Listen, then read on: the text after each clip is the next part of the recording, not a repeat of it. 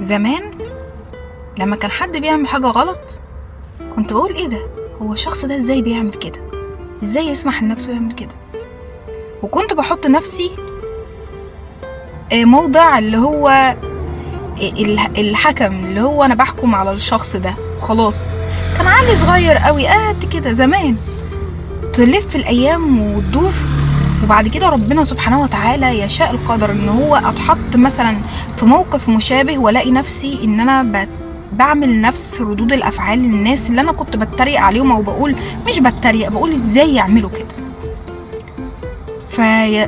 فبص الاقي سبحان الله ان انا تفكيري كان سطحي قوي.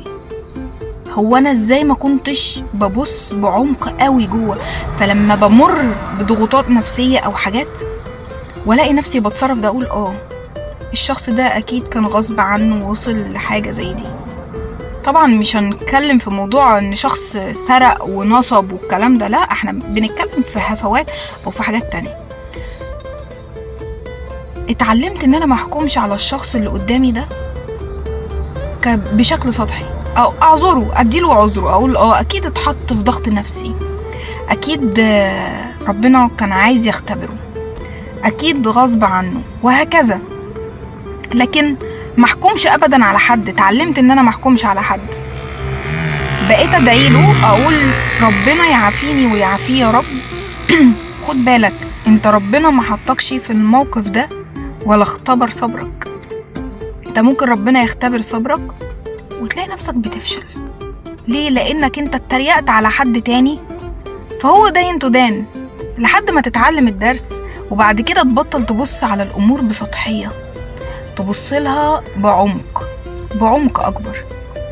فنتعلم ان احنا ما نحقرش من حد، ما نستقلش بحاجة حد بيعملها. لا، الله يهديه.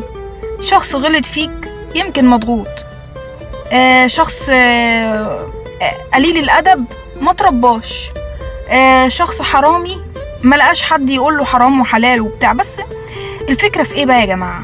مش ان احنا نتريق عليهم، لا، الفكرة ان احنا نتجنبهم. ليه؟